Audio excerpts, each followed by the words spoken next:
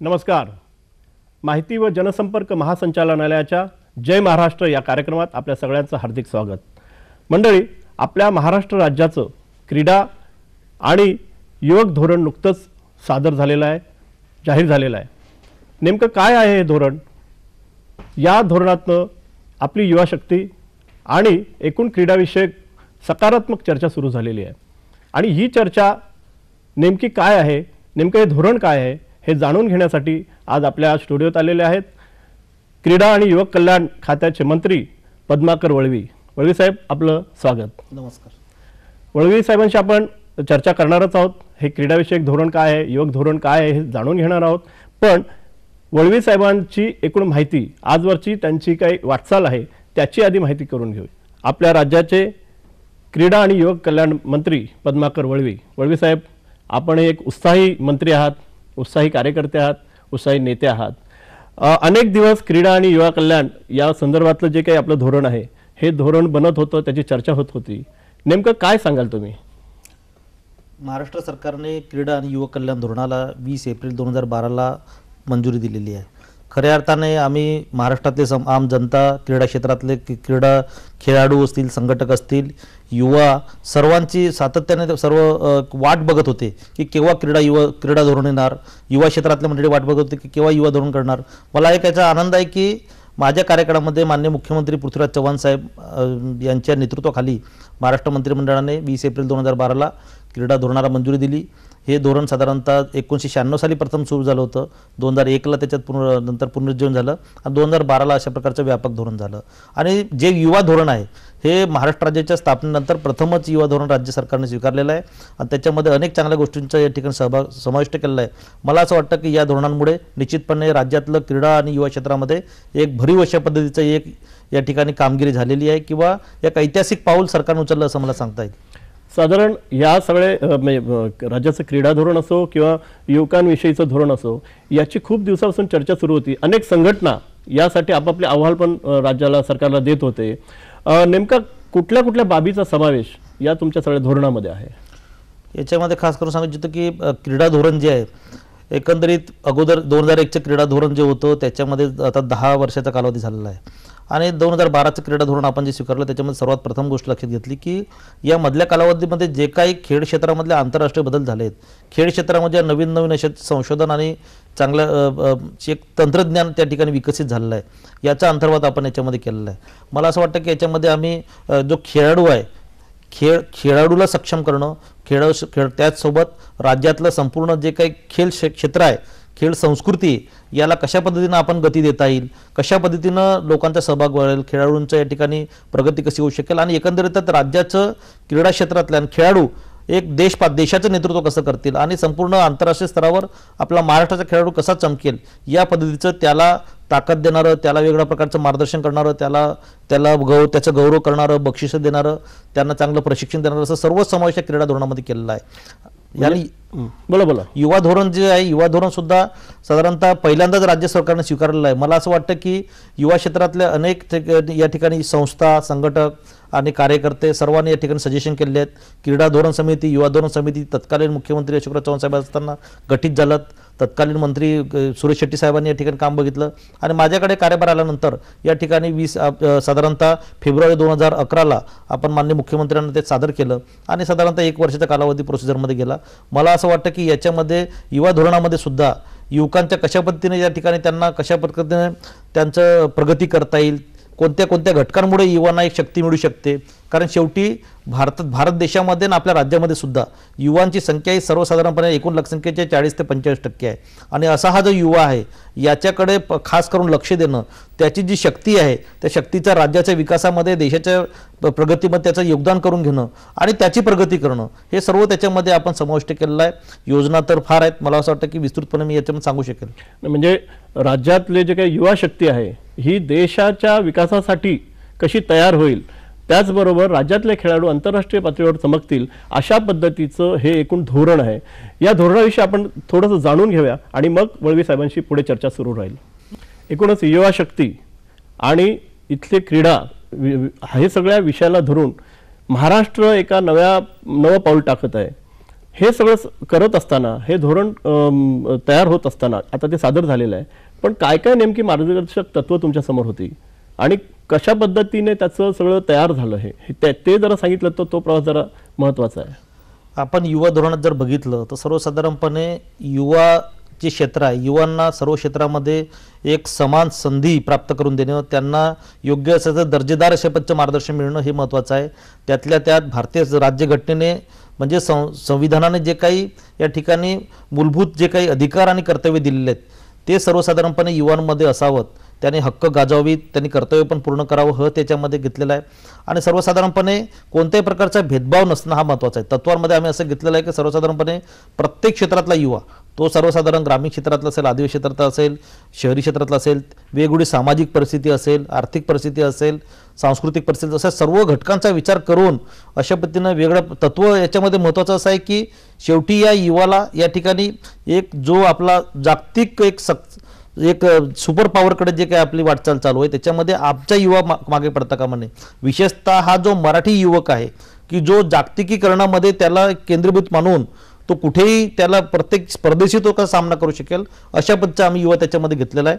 क्रीडा धोरण सुद्धा घडताना आम्ही हे मूलभूत गोष्टी घेतलेल्या आहेत की क्रीडा क्षेत्राच्या मंडळांना काय महत्त्वाचं आहे, खास करून त्या ठिकाणी त्यांना खेळण्यासाठीचे मैदानं तयार करणं, क्रीडांगणं तयार करणं, क्रीडा संकुलं तयार करणं, त्यातल्या त्यात त्यांना क्रीडासाठी चांगलं मार्गदर्शन करणं, चांगले क्रीडा शिक्षक त्या ठिकाणी उपलब्ध करून देणं. आणि या विषयाची आपण चर्चा करणारच आहोत. आपल्याकडे विस्ताराने याची चर्चा करू आपण. कुठल्याही देशाचा चेहरा हा त्याच्या युवा शक्तीच्या हातात असतो. देश कसा वाटचाल करतो हे तिथला युवक काय करतो आणि त्या युवकासाठी तिथल्या काय संधी उपलब्ध आहेत. म्हणजे साधारण कुठलाही युवक हा शैक्षणिकदृष्ट्या त्याला कुठल्या साधन सुविधा उपलब्ध आहेत. तुम्ही एका अशा परिस्थितीतनं आला आहात त्यामुळे तुम्हाला त्याची चांगलीच जाणीव आहे. आणि एकूण महाराष्ट्रामध्ये आज शैक्षणिक धोरण असेल किंवा मग एकूण सामाजिक बदल आणि त्या सामाजिक चळवळीमध्ये, त्या सामाजिक ध्येयामध्ये त्या युवकांना घेणं, त्याच्याशी त्याला जोडणं आणि तिसरी गोष्ट जी महत्त्वाची आहे ती म्हणजे रोजगारासाठी त्याला संधी उपलब्ध करून देणं. तर या तीन सूत्रीच्या आधारे तुम्ही या धोरणामध्ये काय विचार केलेला आहे? युवा धोरणामध्ये सर्वसाधारण असं अपेक्षित आहे की शेवटी युवाला जर आपल्याला शक्तिशाली करायचं आहे तर त्याला शिक्षण देणं आवश्यक आहे.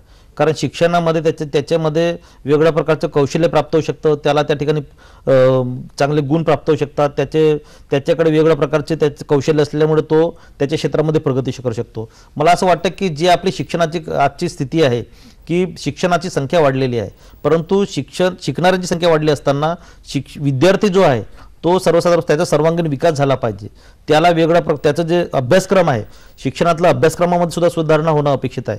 कारण शेवटी आज शिक्षणाचं प्रमाण एवढं वाढलेलं आहे, एवढे डिग्रीधारी युवक तयार होत आहेत की ते आजच्या स्पर्धेशी ते सामना करतील का नाही हा महत्त्वाचा प्रश्न आमच्या सर्वांच्या समोर आहे. तुम्ही एकदम महत्त्वाचा विषय काढलाय. म्हणजे ह्याच्यावर खरं तर स्वतंत्रपणे चर्चा होऊ शकते, पण खरं शैक्षणिक दृष्ट्या तुम्ही आता म्हणताय बदल करावा लागेल किंवा तशी तुम्ही अपेक्षा व्यक्त केली आहेत, बरोबर आहे. नेमकं काय करायला पाहिजे किंवा या धोरणामध्ये काय आहे? युवा धोरणामध्ये आम्ही सर्वसाधारण असं घेतलेलं आहे की युवा जो नियमितपणे शिकतो आहे त्या शिकलेल्या युवांना चांगल्या प्रकारचं युवा सुविधा केंद्राच्या माध्यमातून त्याला मार्गदर्शन करणं. उदाहरणार्थ मी सांगेल की युवांसाठी जसं कॉलेजेस किंवा शाळा निघालेल्या आहेत तशा पद्धतीनं व्यक्तिमत्व विकासाचे शिबिर आयोजित करणं, चांगले त्याच्याकडे जीवन कौशल्य त्यांना मार्गदर्शन करणं आणि खास करून आम्ही ज्या पद्धतीनं यशदा संस्था आहे, ज्या पद्धतीनं विविध स्वयंसेवी संस्था युवा क्षेत्रामध्ये काम करत आहे अशा पद्धतीचं एक सर्व प्रकारच्या सुविधा असलेलं एक सेंटर आम्ही युवांसाठी स्थापन करणार आहोत. त्याच्या अनुषंगाने युवांचे काही प्रश्न आमच्यापर्यंत पोहोचतील, युवांना वेगळ्या प्रकारचं आम्ही मार्गदर्शन करू शकू. आणि आम्हाला असं अपेक्षित आहे की या ठिकाणी तो युवा जो आहे तो फक्त पुस्तकी किडा न राहता किंवा फक्त पुस्तकाच्या भरोश्यावर युवा घडू शकत नाही. आणि म्हणून त्या पद्धतीचं त्याला कौशल्य जर दिलं, त्याला जर त्याचा व्यक्तिमत्व विकास केला किंवा त्याला सर्वसाधारणपणे जागतिक परिस्थिती सांगितली तर निश्चितपणे मला असं वाटतं की त्याचा रोजगाराचा प्रश्न सुटू शकेल. कारण शेवटी रोजगाराचा प्रश्न कौशल्याशी जोडलेला आहे. आता डिग्री दाखवून किंवा पदव्या मिळवून नोकरी मिळणार नाही किंवा तशा पद्धतीचं कोणतंही काम त्याला मिळणार नाही. आणि म्हणून रोजगार, स्वयंरोजगार याच्यामध्ये आम्ही घेतलेलं आहे. मला असं वाटतं की आम्ही युवांचं सर्वसाधारणपणे माहिती कलेक्शन एकत्रित करणार आहोत, त्याचं युवा संकेतस्थळ तयार करणार आहोत, युवांना त्या अनुषंगाने रोजगार कसा उपलब्ध होऊ शकेल त्या पद्धतीचं मार्गदर्शन करण्याची आमची तयारी आहे. मला असं वाटतं सरकारचे आता रोजगार स्वयंरोजगार विभाग काम करत आहेत, परंतु सोबतच या ठिकाणी उच्च तंत्र शिक्षण विभाग आहे आणि मला असं वाटतं माननीय पंतप्रधान डॉक्टर मनमोहन सिंगजी यांनी जे कौशल्य विकासचा प्रोग्राम हाती दिलेला आहे पूर्ण देशातल्या सरकारांना, ते सुद्धा आमच्या राज्य सरकारने स्वीकारलेलं आहे. मला असं वाटतं की युवा कल्याण मार्फत सुद्धा या ठिकाणी युवकांना एक कौशल्यपूर्ण असा युवक आम्ही घडवण्याचा प्रयत्न करू, जेणेकरून हा मराठी युवक, हा या राज्यातला युवक हा देश पातळीवर आणि जागतिक पातळीवर स्वतःचा रोजगार मिळवू शकेल. आणि हे फक्त शिकलेल्या मुलांसाठी नाही, जो आपला शेतकरी मुलगा आहे, विशेषतः जो शेतकऱ्याचा मुलगा आहे, ग्रामीण भागातला मुलगा आहे, आदिवासी मुलगा आहे, त्याला सुद्धा अशा प्रकारची मार्गदर्शनाची गरज आहे. आणि व्यापक जाळं ग्रामीण भागापर्यंत पोहोचवण्याचा आम्ही पुढच्या कालावधीमध्ये प्रयत्न करणार आहोत की जेणेकरून आमचा युवक हा शक्तिशाली राहील, कोणत्याही प्रकारचे त्याच्यामध्ये नैराश्यवाद येणार नाही, कोणत्याही प्रकारचे वैफल्यग्रस्त परिस्थिती येणार नाही आणि परिपूर्ण सर्वांगीण विकास झालेला, शारीरिकदृष्ट्या सक्षम असलेला, वैचारिकदृष्ट्या सक्षम असलेला युवक आम्ही या ठिकाणी घडवण्याचा प्रयत्न करणार आहोत. शारीरिकदृष्ट्या आणि वैचारिकदृष्ट्या घडवण्याचा प्रयत्न युवकाला, शारीरिक आणि मानसिकदृष्ट्या तो युवक सक्षम राहावा म्हणून नेमकं त्या धोरणामध्ये काय प्रस्तावित केलेलं आहे आणि काय तुमच्या कल्पना आहेत? याच्यामध्ये सर्वसाधारण आम्ही असं घेतलं की आपण जे आता क्रीडा धोरण घेतलेलं आहे त्या क्रीडा धोरणामध्ये आम्ही असं अपेक्षित व्यक्त केलं आहे की सर्वसाधारणपणे स्पोर्ट्स फॉर ऑल, सर्वांसाठी खेळ असावा. आणि जेणेकरून याच्यामध्ये आता कसं आहे की आपण बघतो आहे की बौद्धिकदृष्ट्या आपला देश पुढे जातो आहे, परंतु खऱ्या अर्थाने शारीरिकदृष्ट्या किंवा सुदृढतेच्या बाबतीमध्ये आपल्या देशातल्या युवकांना ताकद देण्याची गरज आहे. उदाहरणार्थ पूर्वीच्या काळी या ठिकाणी शाळांमध्ये कवायती व्हायच्या, पीटीचे वर्ग व्हायचे, आज त्याच्याकडे दुर्लक्ष थोडं होताना दिसतंय. त्याच्यामध्ये काही आमचे यंत्रणेचे काही कमीपणा असेल, काही शिक्षण पद्धतीला दोष असेल, परंतु आता असं की शॉर्टकट तयार झालेला आहे की एकदम डिग्री मिळवणे किंवा शिक्षण पूर्ण करणे असं मिशन झालेलं आहे. मला असं वाटतं की पूर्वीच्या पद्धतीचंच एक शारीरिक शिक्षकांची त्या ठिकाणी नियुक्ती व्हावी. जर ज्या शाळांमध्ये शारीरिक शिक्षक नाही आहेत, उदाहरणार्थ जिल्हा परिषद शाळा आहेत, आपण शारीरिक शिक्षक भरती करत नाही, परंतु आमच्या क्रीडा विभागाने ठरवलेलं आहे की चांगल्या प्रकारचे क्रीडा मार्गदर्शक कोचेस या ठिकाणी पाठवून आहेत त्या शिक्षकांना ट्रेनिंग देणं, जेणेकरून प्राथमिक मूलभूत अशा पद्धतीचं क्रीडा क्षेत्रातलं ज्ञान, क्रीडा क्षेत्रातलं कौशल्य शिक्षकांना देणं, शिक्षकांच्या मार्फत विद्यार्थ्यांना देणं ही एक प्राथमिक जबाबदारी सरकारची आहे. ते पूर्ण करणार आहे आपण. कारण राईट ऑफ एज्युकेशन जसं पद्धतीनं आहे तसं राईट ऑफ स्पोर्ट्स म्हणजे इव्हन खेळणे हा सुद्धा मुलाचा अधिकार आहे आणि त्या क्षेत्रामध्ये सुद्धा चांगली प्रगती करावी अशी आमची इच्छा आहे. मला असं वाटतं की या पद्धतीनं जर आम्ही करू शकलो तर आमचा युवा हा शारीरिकदृष्ट्या सक्षम होईल. एकदा जो युवा शारीरिकदृष्ट्या सक्षम असतो तो वैचारिकदृष्ट्या सुद्धा सक्षम असतो असा माझा पूर्ण विश्वास आहे. शारीरिक आणि वैचारिकदृष्ट्या सक्षम करण्याचं आपल्याला धोरण आहेच, आपलं ध्येय आहे आणि हे सगळं आपण शिक्षणावर पुढे येणारच आहोत. आता आपण युवा शक्तीविषयी बोलतोय. एकूणच आपल्याला आजची युवा शक्ती अशी दिसते आणि असं एक शेरेबाजी होते की सामाजिक भान नसलेली युवा शक्ती आहे. या युवा शक्तीला कुठेतरी सामाजिक भान द्यायला पाहिजे, म्हणजे ती समाज सुधारण्याच्या कामात किंवा देश उभारण्याच्या कामात येतील. ते सामाजिक भान नेमकं आपण कसं देणार आहोत? सर्वसाधारणपणे आम्ही निश्चितपणे युवाकडून एक सामाजिक बांधिलकीची जे या ठिकाणी अपेक्षा व्यक्त करू शकतो. शेवटी जसं भारतीय राज्यघटनेने युवकांना नागरिकाला या ठिकाणी अधिकार दिलेत, त्याच पद्धतीने नागरिकाकडून आणि या ठिकाणी युवाकडून सुद्धा घटनेच्या अपेक्षा आहेत, या देशातल्या लोकांच्या अपेक्षा आहेत का आमचा युवा हा समाजोपयोगी राहायला पाहिजे. आमचा युवा या ठिकाणी देशाला किंवा राज्यामध्ये तो निश्चितपणे फलदायी किंवा राज्य कसं पुढे जाईल, राज्यातले विविध क्षेत्र आहेत त्याच्यामध्ये चांगला शिक्षक कसा घडेल, चांगला डॉक्टर कसा बनेल, चांगली संसाधन शक्ती ज्याला आपण ह्युमन रिसोर्सेस म्हणतो, मानव संसाधन, हे त्याच्यामध्ये कसं येतील आणि तो स्वतः स्वावलंबी बनेल आणि स्वतः स्वावलंबीबरोबर सामाजिक कर्तव्य करू शकेल, देशाचे कर्तव्य करू शकेल, अशा पद्धतीचा युवा घडवण्याचा आम्ही या ठिकाणी अपेक्षित करतोय. मला असं वाटतं की निश्चितपणे त्यांना जर आम्ही जीवन कौशल्याचं ट्रेनिंग दिलं, जीवन कौशल्याविषयी माहिती दिली, चांगलं व्यक्तिमत्व घडवण्याचा आम्ही प्रयत्न केला तर निश्चितपणे हे सर्व शेवटी सरकारच करेल असं नाही, याच्यामध्ये सरकार आपल्या माध्यमातून करणारच आहे, पण शिक्षण, उच्च शिक्षण आणि जे काही संस्था आहेत या सर्वांच्या मदतीनं या ठिकाणी वेगवेगळ्या प्रकारे युवांना वेळोवेळी मार्गदर्शन करण्याची फार गरज निर्माण झालेली आहे. आता तुम्ही जसं म्हणता की सगळी जी युवा शक्ती आहे तिच्यासाठी काहीतरी मार्गदर्शनपर म्हणजे त्याचं व्यक्तिमत्व विकास वगैरे व्हायला पाहिजेत. अनेक ठिकाणी महाराष्ट्रात असे प्रयोग सुरू आहेत. म्हणजे आता बाबा आमटेंच्या आश्रमामध्ये सोमनाथ शिबिर सुरू आहे किंवा सानेगुरुजी राष्ट्रीय स्मारकमध्ये अनेक अशा पद्धतीचे शिबिरं होत असतात. या सगळ्याला जोडून घेणारं काही धोरणामध्ये आपली काही तरतूद आहे की नाही? हो, निश्चितपणे ना. आम्ही जे आता युवा सुविधा केंद्र आम्ही एक राज्यस्तरावर साधारणतः महाराष्ट्र राज्यामध्ये 2 आम्ही स्थापन करणार आहोत. ते त्या ठिकाणची परिस्थिती आणि सर्व जी माहिती घेऊन आम्ही करू आणि प्रत्येक जिल्ह्यामध्ये युवा सुविधा केंद्र राहणार आहे. सोबतच या ठिकाणी आम्ही जिल्हा पातळीवर सुद्धा एक सुविधा केंद्र काढतो आहे, म्हणजे 35च्या 35 जिल्ह्यामध्ये काढतो आहे. त्यानंतर आम्ही त्या ठिकाणी तालुका पातळीपर्यंत पोहोचण्याचा आम्ही प्रयत्न करतो आहे. आणि एकंदरीत आमचं असं मत आहे की वेगवेगळ्या प्रकारचं आम्ही युवांना माहिती देणार, समजा आम्ही एखादं युवाचं मासिक सुद्धा करणार आहोत, युवांसाठी जे काही आपलं सध्याचे टी व्ही चॅनल्स आहेत त्याच्या माध्यमातून युवांना मार्गदर्शन करणारा कार्यक्रम आम्ही घेणार आहोत, युवाच्या माध्यमातून त्या ठिकाणी वेगवेगळ्या प्रकारचे शिबिरं घेणार आहोत. आणि मला असं वाटतं की ज्या युवा संस्था कार्यरत आहेत त्यांना आम्ही अनुदान देणार आहोत की तुम्ही काय करणार आहात नेमकं. आणि आपण जे सांगितलं की जसं की बाबा आमटेंचं जे काही शिबिर आहे, अशा पद्धतीच्या विविध संस्था आज इव्हन उन्हाळी शिबिरं चालू आहेत. मी एक वाशिम जिल्ह्यामध्ये एक बाल संस्कार शिबिरामध्ये जाऊन आलो. कितीतरी एक सेवाभावी वृत्तीने काम करणाऱ्या संस्था आहेतच, पण मला असं वाटतं की सेवाभावी संस्थांना सोबत घेऊन जर सरकारच्या माध्यमातून जर त्या ठिकाणी हे मिशन किंवा एक प्रोजेक्ट जो आहे, प्रकल्प आम्ही सुरू करतोय, हे जर त्या ठिकाणी सुरू केलं तर निश्चितपणे आज व्यक्तिगत एखादी संस्था काम करत असेल, काही नंतर कॉर्पोरेट सेक्टर आहे, म्हणजे हे काही फक्त सरकारच केलं असं नाही. आता काही बँका आहेत, काही ठिकाणी कॉर्पोरेशन महामंडळ आहेत, सरकारचे सेमी गव्हर्नमेंट्स आहेत, विद्यापीठ आहेत, या सर्वांनीच मिळून आपला एक प्रकल्प जर केला तर मला असं वाटतं की व्यापक कार्यक्रम होऊ शकेल. आणि जो युवा आज भरकटणारा आहे किंवा शहरीकरणामुळे आज जे काही त्याचे प्रॉब्लेम्स तयार झाले आहेत त्याला वेळोवेळी मार्गदर्शन होऊ शकेल आणि हा युवा निश्चितपणे एक देशभक्त म्हणून काम करेल असं मला आशा आहे. युवा देशभक्त होईल यासाठी सगळा प्रयत्न आहे असं वळवी साहेब सांगतायत. वळवी साहेब, आत्तापर्यंत तुम्ही सांगताय की काय काय तरतुदी तुम्ही करणार आहात किंवा कशा पद्धतीच्या नवं युवक धोरण जे आहे किंवा क्रीडाविषयक धोरण आहे त्यातून नवा तरुण घडवायचा तुमचा प्रयत्न आहे. पण ह्या ज्या सगळ्या तरतुदी आजवर तुम्ही सांगितल्या त्या सगळ्या पुन्हा शालेय शिक्षणाशी निगडीत आहेत. तर या शालेय शिक्षणातच काहीतरी बदल करायला पाहिजे, तर तो बदल करण्याच्या दृष्टीने तुम्ही काय पावलं उचलणार आहात? साधारणतः युवा धोरणाच्या अनुषंगाने मी सांगू इच्छितो की शालेय शिक्षणामध्ये सर्वसाधारणपणे जो अभ्यासक्रम असतो तो सरकारी नियमांप्रमाणे सुद्धा वेळोवेळी अपडेट आपण करत असतो, त्यात बदल करत असतो. त्याचं कारणच हे असतं की या ठिकाणी 5 वर्षापूर्वी तयार केलेलं गणिताचं पुस्तक, 5 वर्षापूर्वी केलेलं पुस्तक हे आजच्या पिढीला आवडलं जसं नाही. वेळोवेळी 3-3, 4-4 वर्षांना आपल्याला त्याच्यातले धडे बदलत राहावं लागतं. बरोबर आहे. याचं कारण असं आहे की युवाच्या आवडीनिवडीचा बदल असतो. पूर्वीच्या काळात आपण त्यात सर्वसाधारणपणे त्यांना इतिहास जास्त ऐकवत असतो, परंतु आता मुलांना त्या ठिकाणी नवीन तंत्रज्ञान, काही शास्त्रज्ञांच्या शोध, अशा पद्धतीच्या गोष्टी सुद्धा आवडत असतात. आणि म्हणून मला असं वाटतं की अभ्यासक्रमाचा एक भाग आहे, शिक्षकाचा एक भाग आहे की आमचा जो शिक्षक आहे याच्याकडून आम्हाला फार अपेक्षा आहेत. कसं होतंय की आम्ही निरक्षरता निर्मूलनाची खूप चळवळ चालवतो की चला आज भारत देश निरक्षरतेत फार जास्त प्रमाणात येते, लोकांना वाचण्याचं प्रमाण कमी आहे किंवा साक्षरतेमध्ये भारत देश कमी आहे. शेवटी याचा उगम कुठून आहे? याचा उगम इथं आहे की शिक्षणामधले जो काही दर्जा घसरलेला आहे त्या ठिकाणी आमचे शिक्षक आदर्श आहेतच, त्यांना आम्ही नाकारत नाही. कारण शेवटी शिक्षक नसते तर आमच्यासारखे या ठिकाणी मंत्रिपदावर पोहोचलं नसते.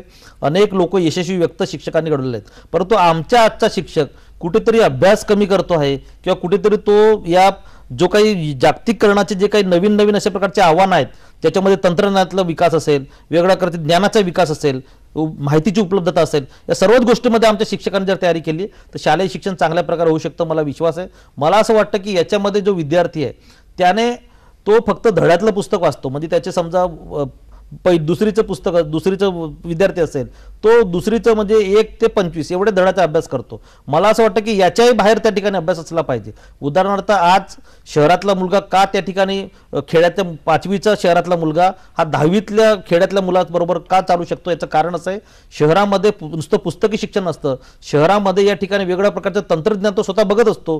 विमान उडतोय, रेल्वे चालते आहे, हे कित्येक ग्रामीण भागातल्या मुलांना अख्खं आयुष्य म्हणजे साधारण तो ग्रॅज्युएट होतो तोपर्यंत त्याला रेल्वेचे इंजिन बघायला मिळत नाही. तो फक्त कल्पनेवर चालतो की अवकाश कसं, म्हणजे या ठिकाणी यान कसं असेल, या ठिकाणी टीव्ही कसं असेल, म्हणजे सर्वसाधारणपणे कल्पनेवर चालतो. आणि शहरातला मुलगा किंवा विशेषतः चांगल्या कुटुंबातल्या मुलाला जी परिस्थिती लाभते तर ते त्याला वेळोवेळी उपलब्ध होत असतं. मला असं वाटतं की जो सर्वसामान्य कुटुंबातला मुलगा असेल त्याला जर आम्ही या ठिकाणी वेगवेगळ्या प्रकारचं मार्गदर्शन चांगलं केलं, त्या ठिकाणची प्रयोगशाळा चांगली केली, त्या ठिकाणची ग्रंथालय चांगलं केलं, त्याला पुस्तकी ज्ञान दिलं, त्याला वेगवेगळ्या प्रकारचे गेस्ट लेक्चर्स, तज्ज्ञांची मार्गदर्शन केली, तर अशा पद्धतीने त्याला आम्हाला घडवता येईल असं मला वाटतं. तुम्ही अगदी बरोबर बोललात वळवी साहेब. कसं असतं की ग्रामीण भागामध्ये जिथे पोटभर अन्न मिळत नाही तिथे पुरी बासुंदीचे धडे दिलं की त्याचा भावविश्वाशी संबंध असतो, असं शिक्षण आज आपल्याकडे आहे.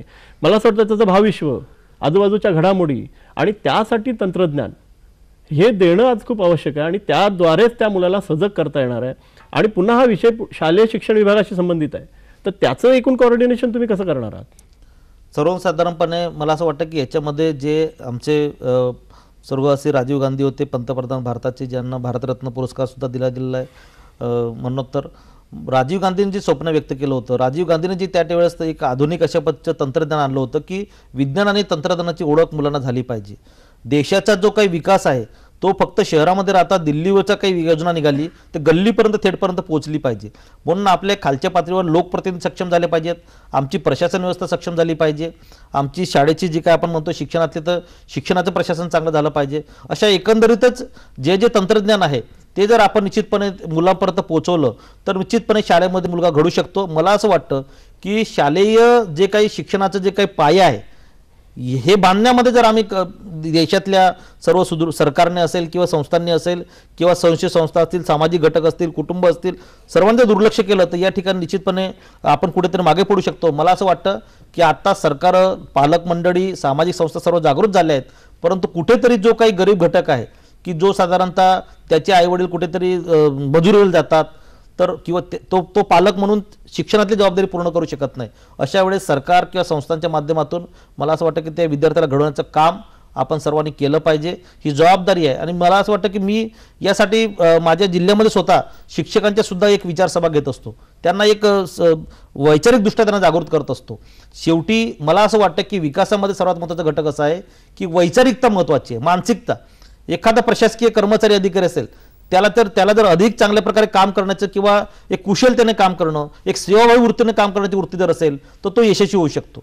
परंतु तो जर नैरोस्वादाने किंवा सहज म्हणून नोकरी म्हणून करायचं तर त्या ठिकाणी तो अयशस्वी होतो. म्हणून मला असं वाटतं शिक्षणातला विकास असेल, शिक्षणातली सुविधा असेल, आरोग्याची सुविधा असेल, वेगवेगळ्या प्रकारच्या रस्त्यांची कामं असतील, विकासाचे जलसंधारणाची कामं असतील, या सर्व क्षेत्रामध्ये किंवा आता आम्ही युवामार्फत सुद्धा, युवा कल्याणमार्फत सुद्धा आम्ही चांगले चांगले कार्यक्रम या ठिकाणी वेगवेगळ्या विभागांना देणार आहोत आणि वेगवेगळ्या विभागांच्या माध्यमातून या ठिकाणी कार्यक्रमाच्या रूपात आम्ही करणार आहोत. नुसतं आम्ही युवा धोरण म्हणजे एक धोरणात्मक किंवा आमची पॉलिसी किंवा आमचं तत्वज्ञान बोलतो अशातला काही भाग नाही. आम्ही याच्यावर कार्यक्रम करण्याचं ठरलेलं आहे. मला असं वाटतं की निश्चितपणे आमचं युवा धोरण पुढे यशस्वी होईल आणि तो जो विद्यार्थी आहे, तो जो लहान बालक आहे, त्याला आम्ही एक त्याला म्हणतो की कौशल्यपूर्ण किंवा घडवण्याचा आम्ही पूर्ण प्रयत्न करणार आहोत. तुम्ही मगाशी जागतिकीकरणाचा उल्लेख केलात आणि आता कौशल्य त्याचं विकसित करण्याचं गोष्ट केलीत.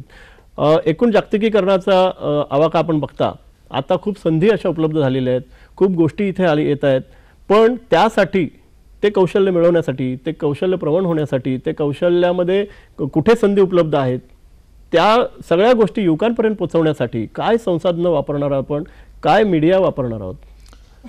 या ठिकाणी युवकांसाठी आम्ही खास करून एक राज्य स्तरावर एक कौशल्य विकास संस्था स्थापन करणार आहोत, महाराष्ट्र राज्य कौशल्य विकास संस्था.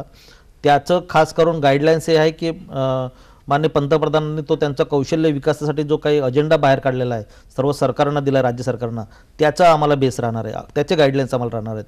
विशेषतः या कौशल्य विकासामध्ये आम्ही आमचं उच्च तंत्र शिक्षण विभागाचं मार्गदर्शन घेऊ आणि खास करून आम्ही याच्यामध्ये या क्षेत्रामध्ये आपल्याला एक लक्षात येत असेल की रोजगाराची संधी, संधी कोणत्या क्षेत्रात आहे? सेवा क्षेत्रामध्ये. आज 60% संधी सेवा क्षेत्रामध्ये. म्हणून मला असं वाटतं की याच्यामध्ये आम्ही जर चांगल्या युवांना सॉफ्ट कोर्सेस देऊ शकलो, एखादा ग्रॅज्युएट मुलगा आहे पण त्याला नोकरी मिळत नाही, तो सारखं परीक्षा देतो आणि नापास होतो, असे नापास होणाऱ्यांचं प्रमाण आज राज्यामध्ये खूप मोठ्या प्रमाणात आहे. आणि आपण समाज त्याला असं बघतो की हा आता नापास झाला म्हणजे कामातून गेला.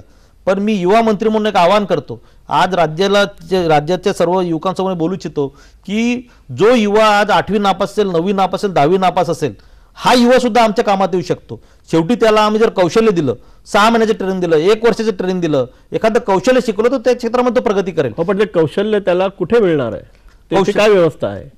सध्या तरी सरकारने या ठिकाणी विविध डिपार्टमेंटला, उच्च तंत्र शिक्षण विभागाला, ITIला, वेगवेगळ्या कॉलेजेसला तंत्र शिक्षण किंवा संगणकाचं प्रशिक्षणाचं त्या ठिकाणी चाललं आहे. आणि आम्ही सुद्धा आमच्या माध्यमातून आम्ही प्रत्येक जिल्ह्यामध्ये तालुका पातळीपर्यंत आम्ही एक माहिती केंद्र आम्ही त्या ठिकाणी ठेवणार आहोत. त्या माहिती केंद्राच्या माध्यमातून तालुका माहिती केंद्र, जिल्ह्याचं तालुका सुविधा केंद्र आणि युवांसाठी एक अशा प्रकारचं युवांची सर्व माहिती त्या ठिकाणी गोळा करू शकेल आणि युवांना रोजगाराची कुठे कुठे उपलब्धता आहे ते सांगू शकेल आणि त्यासाठीचं कौशल्य कुठे कुठे उपलब्ध होऊ शकेल, या पद्धतीची आम्ही सर्व माहिती या ठिकाणी मुलांना देण्यासाठी आम्ही पूर्ण सॉफ्टवेअर तयार करणार आहोत, संकेतस्थळ तयार करणार आहोत आणि वेगवेगळ्या प्रकारचे NGO, कॉर्पोरेट सेक्टर सर्वांची आम्ही मदत घेणार आहोत. आणि मला असं वाटतं की याच्यामध्ये आम्ही यशस्वी होऊ. नाही, हा चांगला भाग आहे की नापासांचाही विचार करायला पाहिजे. आपल्याकडे पासांचाच विचार होतो, नापासांचा विचार कोण करत नाही. तर या नापास मुलांसाठी जर संधी उपलब्ध झाली तर ते एक मोठं पाऊल ठरेल. पण त्यासाठीची जी काही ठोस योजना करायची आहे, तुम्ही म्हणता ते आम्ही करतोय आणि सगळे NGO, इतर कॉर्पोरेट क्षेत्र या सगळ्यांना सोबत घेऊन तुम्ही ते करणार आहात. याबरोबरच एक असं नैराश्य आज युवकांबद्दल काम करताना, त्यांच्यासोबत काम करताना जाणवतं. म्हणजे मग राज्यातील व्यसनाधीनता असेल, मग त्यांच्यात एक मानसिकता वेगळी असेल, तर या सगळ्या युवकांना त्यातनं बाहेर काढून मग देशासमोर अनेक प्रश्न आहेत. म्हणजे साधा गोष्ट असेल की पर्यावरणाचा प्रश्न असेल किंवा मग काही इतर गोष्टी ज्या आहेत, छोट्या छोट्या गोष्टी आहेत, या सगळ्या सामावून घेण्यासाठी, सामाजिक कामात त्यांना आणण्यासाठी आपण कशा पद्धतीने त्यांच्यापर्यंत पोहोचणार आहोत? सर्वसाधारणपणे युवा कल्याण मंत्री म्हणून आम्ही असं ठरवलेलं आहे की आपण आपल्या विभागाचा एक वर्षभराचा कार्यक्रम बनवण्यात यावा. जे कार्यक्रम आपण या ठिकाणी गृहीत धरले, जसं उदाहरणार्थ आता 21 मे हा साधारणतः एक दहशतवाद आणि हिंसाचार विरोधी दिवस, अँटी टेररिस्ट डे म्हणून या ठिकाणी भारत सरकारच्या गृह विभागाने जाहीर केलेला आहे. हा जो दिवस आहे, या दिवसाला अनेक युवकांना या ठिकाणी प्रेरित करून त्यांना विचार देऊन की दहशतवाद किती आपला सर्व घातक आहे, समाजाला किती घातक आहे, याच्यामध्ये किती काय वाईट परिणाम होऊ शकतात, देश कसा विकासाच्या पासून दूर जाऊ शकतो, ह्या सर्व गोष्टींची आम्ही त्यांना जाणीव करून देणार. म्हणजे आता 21 मे म्हणजे परवाच आहे दहशतवाद विरोधी दिन. त्या दिवशी काय कार्यक्रम आहे? 21 मे हा दहशतवाद विरोधी दिवस आहे, ज्याचं खास करून राजीवजी गांधी यांच्या त्या ठिकाणी त्या दिवशी मृत्यू झाला होता बॉम्बस्फोटामध्ये. आणि राजीवजींचं ज्या ठिकाणी जे काही स्वप्न होतं ते त्या ठिकाणी आम्हाला पूर्ण या ठिकाणी सरकारच्या माध्यमातून संपूर्ण देशातल्या लोकांना पूर्ण करावं लागत आहे. आणि त्या अनुषंगाने युवा कल्याण मंत्रालयाने आमचे जे विभाग आहेत, खास करून युवा कल्याणला NCC राष्ट्रीय या ठिकाणी कॅडेट कॉर्प्स जे आहे ते आमच्या कंट्रोलमध्ये आहे. त्या ठिकाणी स्काउट अँड गाईड आमची यंत्रणा आहे. केंद्र सरकारची NSS आहे, राष्ट्रीय सेवा योजना. या ठिकाणी नेहरू युवा केंद्र सरकारच्या क्रीडा युवा कल्याण मंत्रालयाचं स्वतंत्र कार्यक्रम आहे. अशा आणि काही NGO आहेत, आमचं क्रीडा युवा मंत्रालय. असं सर्वांनीच आम्ही या ठिकाणी हा दिवस चांगल्या प्रकारचे कार्यक्रम घेऊन या ठिकाणी पाळण्याचं या ठिकाणी ठरवलेलं आहे. आणि मुंबईला आम्ही 21 मेला आझाद मैदानावर NCCच्या कॅडेट्सना घेऊन त्या ठिकाणी पीस रॅली, शांततेची रॅली आयोजित केलेली आहे. काही पथनाट्य मुलं करणार आहेत आणि आतंकवाद विरोधी या ठिकाणी एक विचार देण्याचा या ठिकाणी आम्ही संपूर्ण राज्यभर ठरवलेलं आहे. सर्व ठिकाणी आमचे स्काउट गाईड सहित NSS, NYK आणि वेगवेगळ्या युवा संस्था ज्या आमच्या डिपार्टमेंटचे संपर्कात आहेत त्यांना आम्ही एवढं अनुदान देतो. त्यांच्या मार्फत सुद्धा ग्रामीण पातळीपर्यंत हा दिवस कशा पद्धतीने एक चांगला मेसेज देऊ शकेल आणि एक आतंकवाद विरोधी एक शक्ती, सामाजिक शक्ती कशी तयार करता येईल, विचार कसा तयार करता येईल, यासाठी आम्ही प्रयत्न करणार आहोत.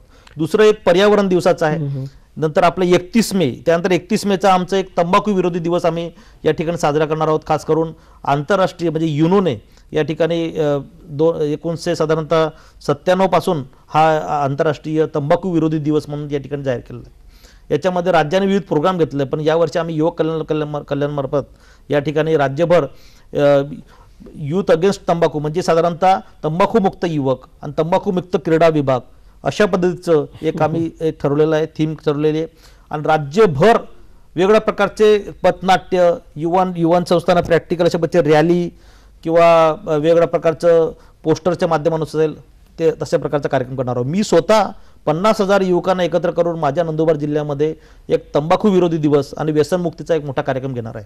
आणि मी स्वतः प्रॅक्टिकल आहे. मला युवकांना, राज्यातल्या युवकांना सांगायचं आहे, शेवटी आपण हिंसेच्या विरुद्ध लढणार असू, आपण तंबाखूच्या जो काही व्यसनाधीनता आहे, तंबाखू असेल, गुटखा असेल, एवढं प्रमाण आहे राज्यामध्ये, मी स्वतः डोळ्याने बघतोय. आणि आमचा युवा एकदम बघतोय, खाऊ दे त्याला तंबाखू, मला काय करायचं आहे. आमचा लीडर बघतोय, आमचा अधिकारी बघतोय, गावचा सरपंच बघतोय, कोणीच कोणाला बोलायला तयार नाही. ही परिस्थिती असं चालणार नाही. शेवटी आपल्या या युवाला, कारण शेवटी लहान 5 वर्षाच्या मुलापासून जर गुटखे खायला लागले पोरं, तर कसं चालणार आहे देश. संपूर्ण रोगराई वाढेल, आरोग्य धोक्यात येईल. मला असं वाटतं तंबाखू पुढे जे काही कॅन्सर किंवा वेगळे रोग होतात, या मुलाला, शेवटी गरीब मुलाला भविष्यामध्ये आरोग्यासाठी दवाखान्याला पैसे मिळणार नाहीत. म्हणून गावच्या लोकांनी, गावच्या सरपंचांनी सुद्धा, गावातल्या युवक मंडळांनी 31 मेच्या तंबाखू विरोधी जो दिवस आहे त्या दिवशी आपले वेगवेगळ्या प्रकारचे कार्यक्रम घ्या आणि प्रत्यक्ष प्रॅक्टिकल करा. भाषणं नाही, भाषणं तर देणारे खूप आम्ही तयार आहोत, पुढारी भरपूर आमची तयारी आहे, परंतु तंबाखू प्रत्यक्षामध्ये सोडा असं मी पूर्ण आवाहन करेल. 5 जून हा पर्यावरण दिवस आहे. त्या दिवशी सुद्धा पर्यावरण क्षेत्रामध्ये युवकांना काम करता येईल असं वर्षभराचा आम्ही कार्यक्रम करणार आहोत आणि प्रॅक्टिकल युवकांना सहभागी करून घेणार आहोत. शेवटी युवकांना विचार देणे म्हणजे युवकांना कार्यक्रमात सहभागी करून घेणे आणि त्यांच्याकडून ही ऊर्जा, त्यांच्या ऊर्जेचा वापर करणे आणि त्याला एक आत्मविश्वास देणे की शेवटी तुमचा विकास तुम्ही करू शकतात, अशा पद्धतीचा विश्वास आम्हाला युवकांना द्यायचा आहे. तंबाखू मुक्त भारत, तंबाखू मुक्त युवा असं तुमचं एक धोरण आहे. पण मला एक इथे छोटासा प्रश्न असा विचारायचा आहे की तरुण हे नेहमी कुणाचं एक अनुकरण करत असतात.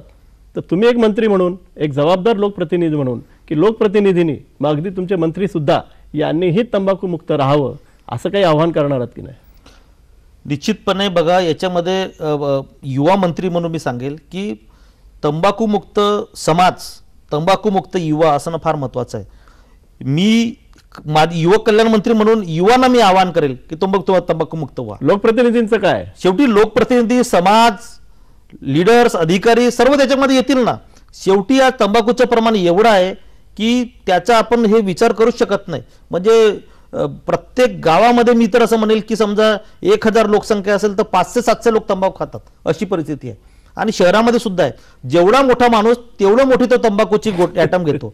म्हणजे गरीब माणूस जर 20 रुपयाची पुडी घेत असेल, 5 रुपयाची पुडी घेत असेल, एकदम छोटा मुलगा जर 1 रुपयाची पुडी खात असेल, तर मोठा माणूस मोठी पानपराग 50 रुपयाची 100 रुपयाची खातो. हे फार मोठं प्रमाण आहे. ही फक्त आमची युवक कल्याणची जबाबदारी नाहीये, सर्व शासनाच्या सर्व विभागाची जबाबदारी आहे आणि समाजाची जबाबदारी. शेवटी समाजाचा सहभाग जर वाढेल तर मला असं वाटतं की हे व्यसनमुक्तीचा कार्यक्रम होऊ शकतो. अनेक विचारवंत आहेत आपल्या राज्यामध्ये, अनेक संस्था कार्यरत आहेत आणि मोठ्या प्रमाणात काम करतायत. असं नाही की आम्ही युवा मंत्रालय काम करू, सर्व काम करतायत, पण आमचं युवा मंत्रालय याच्यामध्ये अग्रेसर राहणार हे मला खास करून सांगायचं आहे. नाही, आपलं अभिनंदन की तुम्ही जर या तंबाखू मुक्त समाजासाठी अग्रेसर राहिलात तर त्यासारखं मोठं काम नाही.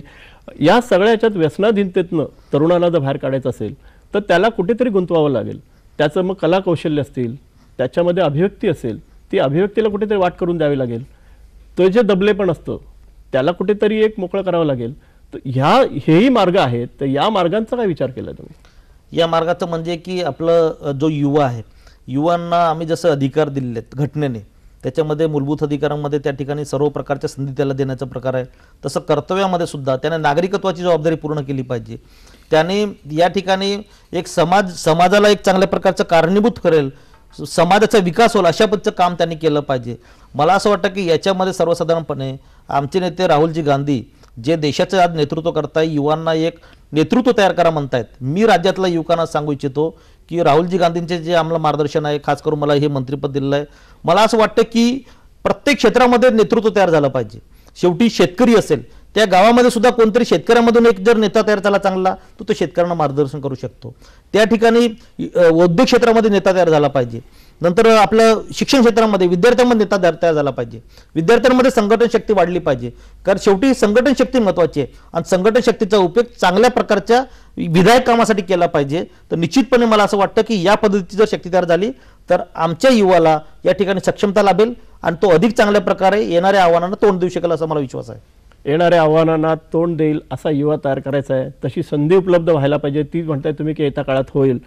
आपण आता जरा क्रीडा धोरणाविषयी बोलूया की एकूणच राज्याला क्रीडा संस्कृती मोठी आहे आणि अगदी दीर्घ क्रीडा संस्कृती आहे, पण आजवर त्या पद्धतीचा विकास झालाय का? तर टीकाकार असं म्हणतात की नाही झालेला आहे. या धोरणामार्फत तुम्ही कशा पद्धतीने टीकाकारांची तोंड बंद करणार आहात? आता क्रीडा क्षेत्रातले जे काही टीकाकार असतील तर मी त्यांचं स्वागत करणार, कारण शेवटी टीका केल्याशिवाय आम्हाला सुद्धा जाग येत नाही. आता टीकाकारांच्या याच्यामध्ये असं असतं एकंदरीत की क्रीडा क्षेत्रामधल्या क्रीडा विभाग काय करतंय, क्रीडा विभाग आमच्या खेळाडूंना मदत करते किंवा नाही. मला खास करून या ठिकाणी खास आवर्जून सांगायचं आहे की आजपर्यंत जेव्हापासून क्रीडा विभाग तयार झाला तेव्हापासून शासनाच्या माध्यमातून वेगळ्या योजना राबवल्या गेल्या. उदाहरणार्थ खेळाडूंना या ठिकाणी वेगळ्या प्रकारच्या स्पर्धा असतील, त्यांना मार्गदर्शन करणं असेल, स्पर्धेमध्ये त्यांना अनुदान देणं असेल. ही गोष्ट खरी आहे की क्रीडा स्पर्धांचं अनुदान कमी असणे, क्रीडा स्पर्धेतल्या मार्गदर्शकांची कमतरता असणे ह्या गोष्टी आहेत, परंतु आम्ही त्या सर्व गोष्टी आता सुधारतो आहोत. नवीन क्रीडा धोरणामध्ये आम्ही नवीन क्रीडा शिक्षक, क्रीडा मार्गदर्शक नेमणार आहोत. नवीन या ठिकाणी मूलभूत जे काही क्रीडा क्षेत्रासाठी क्रीडा संकुल आहेत ते गाव पातळीपासून, गाव शहर छोटं असेल त्याला तालुका, जिल्हा आणि विभागीय क्रीडा संकुलपर्यंत आम्ही उभारतो आहोत. आणि याच्यामध्ये सर्व मुलांनी खेळलं पाहिजे यासाठी सुविधा कसं माफक राहतील त्याचा आम्ही प्रयत्न करतो आहोत. त्याच पद्धतीनं या ठिकाणी जिल्हा लेवलचे क्रीडा प्रशिक्षण केंद्र या ठिकाणचं काढणार आहोत, राज्य लेवलला क्रीडा प्रशिक्षण केंद्र काढणार आहोत. आणि हे जे संपूर्ण एकंदरीत आहे की आज असं म्हणतात की मैदानांकडे सरकार लक्ष देत नाही, असं नाही. आता आम्ही या धोरणामध्ये असं घेतलेलं आहे की जे काही मैदानं क्रीडा क्षेत्रासाठी राखीव असतील त्याचा उपयोग क्रीडासाठीच झाला पाहिजे, क्रीडांगणासाठीच झाला पाहिजे, हे आम्ही ठामपणे आमच्या धोरणात घेतलेलं आहे. प्रत्येक स्थानिक स्वराज्य संस्थेने त्यांचं जे काही बजेट असेल त्याच्यामधला 5% निधी क्रीडा क्षेत्रासाठी खर्च करायचं ऑलरेडी सरकारने धोरण ठरवलेलं होतं. त्याची कडक अंमलबजावणी कशी करता येईल ते आम्ही त्याच्यामध्ये घेतलेलं आहे. आणि एकंदरीतच हा जो खेळाडू आहे याला आम्ही आंतरराष्ट्रीय दर्जाचं प्रशिक्षण देण्याची आम्ही याच्या ठिकाणी तयारी केलेली आहे. तुम्ही असं म्हटलात की सगळी मैदानं जी आहेत ही खेळाडूसाठीच राहिली पाहिजेत. आज मुंबईसारख्या शहराचा जरी आढावा घेतला तरी अनेक मैदानं हे अनेक लोकांनी काबीज करून ठेवलेली आहे. तिथे खेळापेक्षा इतर ॲक्टिव्हिटी सुरू आहेत. याचा काही आढावा घेणार आहात का तुम्ही अशा शहरांचा तरी? हो, मुंबईसाठी तर आम्ही खास करून घेणार आहोत. मी आपल्याला म्हणतो की मुंबईतलं जे क्रीडाविषयी माहिती आहे, नवीन क्रीडा मंत्री झाल्यामुळे मी सर्व माहिती घेतली. मैदानं भरपूर आहेत मुंबईमध्ये, नाही असं नाही, मैदानं आहेत, परंतु त्या मैदानाचा योग्य तो वापर झाला पाहिजे, योग्य तो विकास झाला पाहिजे. तर यासाठी मुंबईमध्ये आम्ही एक मुंबईसाठी खास करून बृहन्मुंबई क्रीडा प्राधिकरणाची स्थापना करणार आहोत. त्याच्यामध्ये माननीय मुख्यमंत्र्यांच्या नेतृत्वाखाली मुख्यमंत्री महोदयांकडे बैठक घेऊन स्थानिक लोकप्रतिनिधी ठिकाणी बोलवून, महानगरपालिकेचे लोकप्रतिनिधी बोलवून त्या ठिकाणी मैदानाची सर्व आम्ही माहिती घेणार आहोत. आणि त्याचे कशा पद्धतीनं त्याचे रूल्स रेग्युलेशन ठरवायचे, कशा पद्धतीचा वापर चांगला करायचा आणि क्रीडा क्षेत्राचा शहरामध्ये विकास करायचा, याचा आम्ही निश्चितपणे पुढच्या काळामध्ये प्रयत्न करणार आहोत. मुंबईमध्ये एक मैदान बचाव समिती म्हणून काम करते, त्या संदर्भात त्यांची काही मदत घेणार आहोत की नाही? कारण त्यांच्याकडे खूप मोठी माहिती आहे. हो, ज्यांच्याकडे माहिती आहे, मैदान बचाव समिती असेल, वेगवेगळ्या प्रकारचे लोकप्रतिनिधी आहेत, त्यांनी जे जे सांगितलं की या ठिकाणी तुम्ही क्रीडांगणाचा विकास करा, तर जेवढा निधी क्रीडा विभागामार्फत आहे, समजा विभागीय क्रीडा संकुल करायचे असेल 24 कोटीचा निधी आहे, जिल्हा क्रीडा संकुल करायचं असेल तर 8 कोटीचा निधी आम्ही देतो, तालुक्याला 1 कोटीचा निधी देतो. आणि सर्वसाधारणपणे मुंबईमध्ये आम्ही ठाण्याला एक आंतरराष्ट्रीय दर्जाचं क्रीडा विद्यापीठ स्थापन करण्याचं ठरवलेलं आहे. आणि त्याच्यामुळे त्याचाही फायदा होणार आहे. कांदिवलीला साईची एक स्पोर्ट्स ऑथॉरिटी ऑफ इंडियाची आम्ही जागा दिली होती 50 एकर, ते सुद्धा आम्ही विकसित करण्याचं ठरवलेलं आहे. म्हणून मला असं वाटतं की मुंबईचं लोकसंख्या लक्षात घेता, मुंबईची ऐतिहासिक, राजकीय आणि एकंदरीतच एक पार्श्वभूमी, सामाजिक आणि एक आर्थिक राजधानी देशाची लक्षात घेता इथं क्रीडा मैदानं विकसित करणं, त्याचं संरक्षण संवर्धन होणं आणि इथला खेळाडू, आज नरसिंग यादव सारखा खेळाडू तयार झालेला आहे, त्याला ऑलिम्पिक क्वालिफाय झालेला आहे, तर ही आमच्यासाठी स्वाभिमानाची गोष्ट आहे की आमच्याकडे खेळाडू चांगले तयार होत आहेत.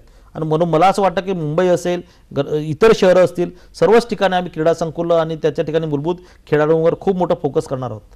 महाराष्ट्रातून खेळाडू तयार होतील कसे, या धोरणातनं या खेळाडूंना चालना मिळणार कशी, माहिती व जनसंपर्क महासंचालनालयाच्या जय महाराष्ट्र या कार्यक्रमात पुन्हा एकदा आपलं स्वागत. आपण माहिती घेतोय क्रीडा व युवक कल्याण मंत्री पद्माकर वळवे यांच्याकडून. वळवे साहेब, तुम्ही एवढी माहिती देताय, खरं तर राज्याला जी क्रीडा संस्कृती आहे जिचा आपण गवगवा करतो किंवा त्याची आपण चर्चा केली, पण आजवर राज्यातनं एकही चांगला खेळाडू ऑलिम्पिकसाठी आपण तयार करू शकलो नाही. याची काय कारणं वाटतात तुम्हाला? असं आहे की आपण जर बघितलं की महाराष्ट्र राज्याच्या एकूण खेळाडूंची संख्या जर बघितली तर मला असं वाटतं की देशामध्ये जेवढे राज्य आहेत ते सर्व राज्यातल्या संख्येपेक्षा महाराष्ट्रामध्ये खेळाडूंची संख्या जास्त आहे. कारण खेळाचं प्रमाण जर मी आता बाजूच्या शेजारचं गुजरात बघितलं, ज्याचं आपण नेहमी कम्पेअर करतो, का गुजरातमध्ये खेळाडूंची संख्या कमी आहे, आपल्याकडे खेळाडूंची संख्या जास्त आहे. एवढंच फरक आहे की त्या खेळाडूंना योग्य असं आंतरराष्ट्रीय दर्जाचं मार्गदर्शन करण्याची फार गरज निर्माण झाली आहे. शेवटी स्पर्धा आहे. कारण आता कसं आहे की पूर्वी आपण जो खेळायचो, ज्याच्यामध्ये खास करून कुस्तीचा खेळ असेल, हा आपला मातीतला खेळ होता. आता तो मातीतला खेळ आता मॅटवर खेळला जातो, गादीवर खेळला जातो. त्याच्यामुळे तो वातावरणामध्ये फरक पडतो. आता जो खेळाडू आपल्याकडे प्रॅक्टिस करताना थंडीमध्ये प्रॅक्टिस करत असेल तर तो जेव्हा त्या ठिकाणी रेसमध्ये उतरतो जागतिक आंतरराष्ट्रीयमध्ये, तेव्हा त्याला त्याची तिथली भौगोलिक परिस्थिती किंवा तिथलं हवेचं वातावरण वेगळं असतं, इन्व्हायरमेंटल. आणि अशा पद्धतीचं जे सर्व आहे की परिस्थितीला सामना करणारं किंवा सामुग्री जे काय असतं की आज खेळाडू, इतर देशातला जो खेळाडू असेल त्याला कसं तयार केलं जातं की त्याला तशा प्रकारची साधनं उपलब्ध करत जात आहेत. त्याची जर उंची कमी असेल, त्याची जम कमी पडत असेल किंवा त्याला धावण्यामध्ये कशा पद्धतीचं स्किल देणं महत्त्वाचं आहे, त्याचं वजन कमी जास्त कसं करता येईल, त्याला आहार कसं देता येईल, सायंटिफिक आहार, म्हणजे कोणत्याही प्रकारचा तो त्या ठिकाणी त्याचं जजमेंट चुकता कामा नये. म्हणजे या सर्व गोष्टींचं आंतरराष्ट्रीय मार्गदर्शन, जसं स्पोर्ट्स मेडिसिन, म्हणजे कोणतं मेडिसिन वापरलं पाहिजे, कोणत्या प्रकारचे त्याने सराव केला पाहिजे, या सर्व गोष्टी आपल्याला त्याला खेळाडूला शिकवा लागतील. आणि मला असं वाटतं की आज ऑलिम्पिकला आपण क्वालिफाय झालं नसं नाही, आज देशातले जे काही खेळाडू ऑलिम्पिकला क्वालिफाय झाले त्याच्यामध्ये 3 खेळाडू आपल्या राज्यातले आहेत. त्याच्यामध्ये मी आपल्याला सांगतो, राही सरनोबत आहे, ती शूटरमध्ये आहे, पिस्तूल शूटरमध्ये आहे, या ठिकाणी विरदोल खाडे आहे तो स्विमरमध्ये आहे पोहण्याच्या याच्यामध्ये, आपला नरसिंग यादव मुंबईचा आहे, हे 3 क्वालिफाय झालेले आहेत आणि सरकारने त्यांना मदत केलेली आहे. याही पूर्वी त्यांनी राष्ट्रीय स्पर्धेत बक्षिसं मिळवलीत, त्यांनी आपल्या आंतरराष्ट्रीय आपल्या राष्ट्रकुल किंवा एशियाडमध्ये बक्षिसं मिळवलीत. विरदोल खाडे असेल यांना आपण फार बक्षिसं दिलेले आहेत. त्यामुळे सरकार गौरव करण्यामध्ये, सरकार मार्गदर्शन करण्यामध्ये, बक्षीस देण्यामध्ये कुठेही मागे नाहीये. इव्हन आता प्रत्येक ऑलिम्पिकला क्वालिफाय झालेल्या पात्र ठरलेल्या 3 खेळाडूंना सरकारने 15 लाख देऊ केलेले आहेत. वीर धवल आणि राही सरनोबतला 15 लाख ऑलरेडी मागच्या महिन्यामध्ये दिले आहेत आणि नरसिंग यादवांना या ठिकाणी या महिन्यामध्ये देतो आहोत. म्हणून खेळाडूंना सरकार मदत करत नसं नाही, करतोय आपण, परंतु जे काय आमच्या कमतरता आहेत त्या कदाचित सरकारच्या माध्यमातून झाल्या असतील, त्या ठिकाणी खेळाडूच्या तयारीमध्ये कमी पडत असेल, या सर्व खेळ संस्थांना सर्वांना सोबत घेऊन मला असं वाटतं की आम्ही पुढच्या कालावधीमध्ये तयार करू आणि पुढचे जे काही जे खेळ येतील, एशियाड येईल, राष्ट्रकुल येईल, त्या ठिकाणी निश्चितपणे आम्ही चांगल्या प्रकारे पुढे राहू. आता या ठिकाणी आम्ही व्यायामशाळेचं म्हणतो की आज आमच्या व्यायामशाळेला त्या ठिकाणी जुने मातीचं आहे व्यायामशाळा होत्या, आता गादीच असल्यामुळे मॅट पुरवण्यासाठी सरकारने तरतूद केलेली आहे. ज्या व्यायामशाळा आमच्या त्या ठिकाणी 2 लाख रुपये तरतूद होती जिल्हा लेवलला डीपीडीसी मधून किंवा राज्यामधून, त्याला आम्ही 7 लाख रुपयाची तरतूद करतो आहोत. व्यायामशाळेमध्ये साहित्य कसं, वेगवेगळ्या प्रकारची सामुग्री कशी वाढवता येईल जेणेकरून खेळाडूला शेवटी कोणत्याही प्रकारचा खेळाडू असो, बाकी तयारीसाठी त्याला जिम पाहिजेच, त्याला व्यायामशाळा पाहिजेच. मी तेच विचारणार होतो की एकतर खेळाडूने नैपुण्य दाखवलं की मग त्याला बक्षीस आपण देतो, पण असे अनेक खेळाडू आहेत ग्रामीण भागातही, म्हणजे शहराकडेच सगळं कॉन्सन्ट्रेशन असतं पैशाचं, आर्थिक तरतुदीचं, व्यायामशाळांचं, जिम्नॅशियमचं, पण ग्रामीण भागामध्ये असे असंख्य खेळाडू आहेत की ज्यांना साध्या साध्या सुविधा नाही आहेत. तर ही सगळी क्रीडा संस्कृती ग्रामीण भागापर्यंत नेण्यासाठी आपण काय करणार आहोत? आता सर्वात पहिले खेळाडूचा शोध घेणे, खेळाडूची योग्य पद्धतीने निवड करणं फार महत्त्वाचं आहे. कारण सिलेक्शन ऑफ टॅलेंट आहे, म्हणजे खेळाडूचे जे टॅलेंट आहे त्याचं सर्च करण्यासाठी आम्ही यंत्रणा उभी करावी लागणार आहे. कारण आज खेळामध्ये आपण जर बघितलं की डोंबराचा मुलगा किती दोरीवर सहजपणे चालू शकतो, आदिवासी मुलगा कसा सहज पहाडामध्ये चढू शकतो, तो सहजपणे वरून खाली एकदम सहजपणे चालू शकतो, पळू शकतो. आणि म्हणून अशा पद्धतीनं जे टॅलेंट सर्च, खेळाडूंचा शोध घेणे, त्याच्या स्किलचा शोध घेणे, हे आम्ही प्रथम स्तरावर करणार आहोत.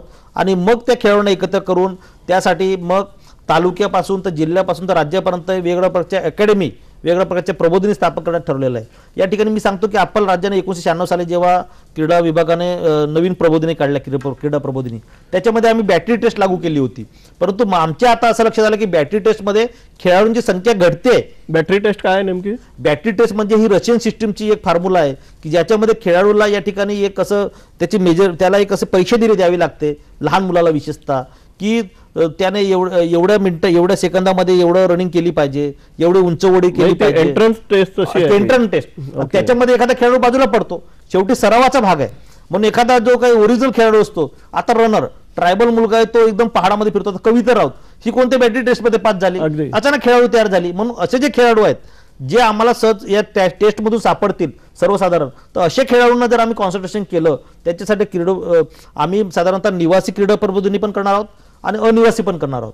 क्रीडा प्रबोधन जे निवासी राहतील त्याचा सर्व खर्च आम्ही करू आणि अनिवासीमध्ये संस्थांना सुद्धा इन्व्हॉल्वमेंट करू की संस्थांनी क्रीडा संस्था चालवाव्यात, त्या ठिकाणी आम्ही त्यांना अनुदान देऊ, जेणेकरून हा खेळाडू सर्च झाला म्हणजे मग त्याला आम्ही विकसित करू शकू. राहिली गोष्ट त्याला मग जसं आता एक स्वप्नाली यादव म्हणून खेळाडू आहे, जलपरी म्हणून प्रसिद्ध आहे, तिने अनेक खाड्या पोहलेल्या आहेत आणि आज ती 11.5 वर्षाची मुलगी आहे, तिने कितीतरी रेकॉर्ड केलेले आहेत. आणि म्हणून अशा जी स्वप्नाली यादवला आम्ही शासनामार्फत राज्य क्रीडा निधीतून 3.5 लाख रुपये मागच्या 6 महिन्यापूर्वी दिलेत.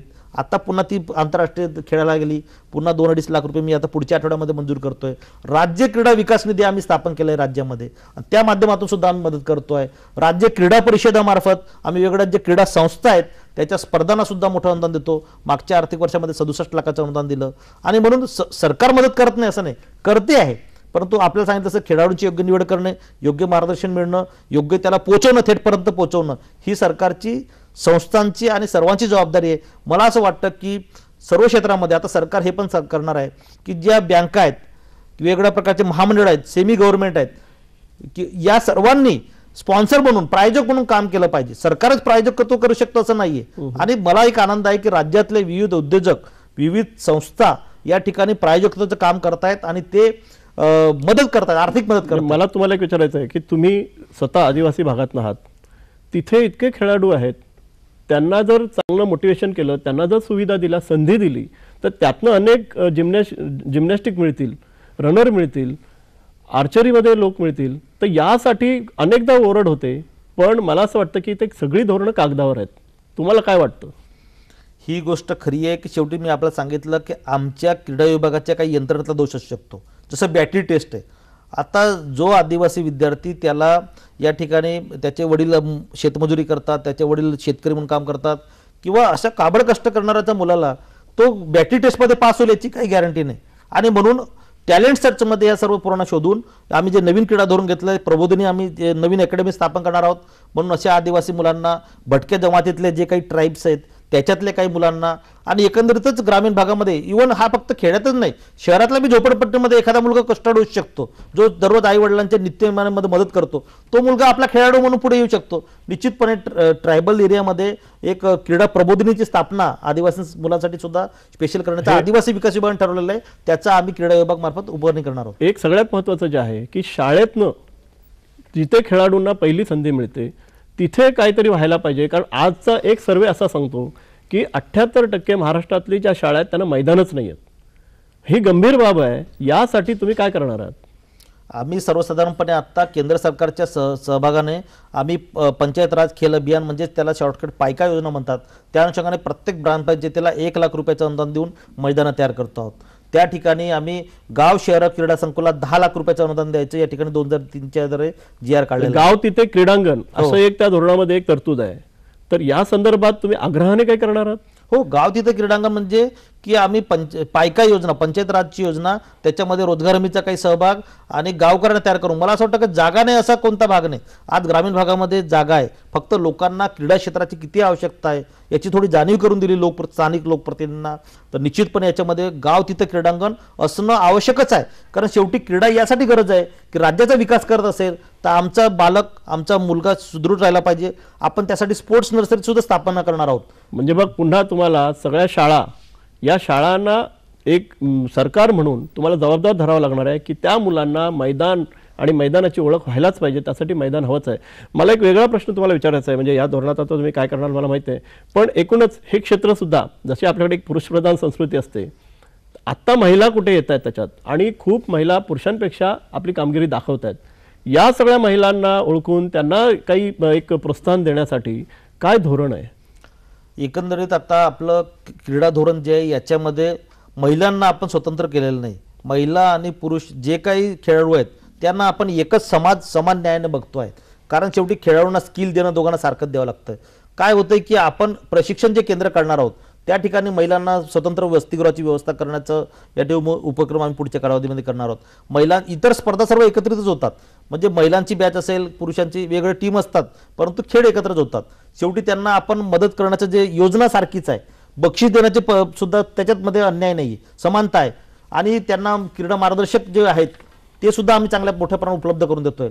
आणि मला याचा आनंद आहे की या ठिकाणी हे महिला जे आहेत आज प्रगती करत आहेत. तेजस्विनी सावंत असेल, या ठिकाणी कविता राऊत असेल, राई सरनोबत असेल, आणि अशा अनेक क्षेत्रामध्ये महिला खेळा क्षेत्रामध्ये पुढे येत आहे. मला असं वाटतं समाज व्यवस्थेमध्ये सुद्धा काही त्रुटी असू शकतात. समाजातल्या लोकांनी सुद्धा मुलींना ठिकाणी खेळायला जर पाठवलं पाहिजे. फार बरेचसे मध्यमवर्गीय कुटुंब आहेत, खेळायलाच मुलींना पाठवत नाहीत. आणि म्हणून शेवटी मुली जर खेळायला येणार नाही तर शेवटी खेळाडू निर्माण होणार नाही. म्हणून मला असं वाटतं की शेवटी सामाजिक व्यवस्थेमध्ये सुद्धा याचं याच्यामध्ये काही गोष्टी लपलेल्या आहेत. परंतु या अनुषंगाने आपण महिलांना क्रीडा क्षेत्रामध्ये समान न्यायाने पुढे याच बरोबर एक प्रोत्साहनपर म्हणून आपण जो शिवजयंतीला पुरस्कार देतो किंवा इतर गोष्टी ज्या करतो त्या वेळेत होतील याची तुम्ही ग्वाही या कार्यक्रमातून देणार का? हो, देणार आहे. कारण शिवछत्रपती जो अवॉर्ड आहे त्याच्यामध्ये संघटक असेल, खेळाडू असेल त्यांना आम्ही बक्षीस देतो, आपलं पुरस्कार देतो, जीवन गौरव पुरस्कार देतो राज्याचा. तर ते पुरस्कार दरवर्षी घेतले जावं ती गोष्ट खरी आहे. पण आम्ही मागच्या वर्षी कार्यक्रम घेतला होता पारितोषिक वितरणचा. 2009, 10, 11चे 2 वर्षाचे या ठिकाणी पारितोषिक देणं बाकी आहे. पण त्याचं मुख्य कारण असं होतं की 2-4 महिने आमचे त्या निकषच्या सुधारणामध्ये गेलेत. आम्ही कमिटी स्थापन केली होती, परंतु त्या निकषच्या याच्यामध्ये प्रोसिजर अजून शिल्लक बाकी असल्यामुळे आम्ही जे 2 वर्षाचे अवॉर्ड्स आहेत त्यासाठी आम्ही जाहिरात काढलेले 31 मे पर्यंत अर्ज बोलवलेले आहेत. आणि म्हणून 31 मे पर्यंत अर्ज आल्यानंतर साधारणतः जूनपर्यंत प्रक्रिया करून जूनच्या अखेरपर्यंत माननीय मुख्यमंत्री, उपमुख्यमंत्री आणि सन्माननीय मंडळींच्या हाताने त्या ठिकाणी आम्ही क्रीडा पुरस्कार देणार आहोत. राज्याचं युवा आणि क्रीडाविषयक धोरण या संदर्भात आपण या खात्याचे मंत्री पद्माकर वळवी यांच्यासोबत चर्चा केली, त्यांच्याकडून माहिती जाणून घेतली. नुकतंच हे धोरण जाहीर झालेलं आहे. त्यामुळे सरकार आता पुढे काय करतं याविषयी सगळ्यांनाच उत्सुकता आहे आणि यासाठी सरकार म्हणून आणि मंत्री म्हणून तुम्हाला शुभेच्छा.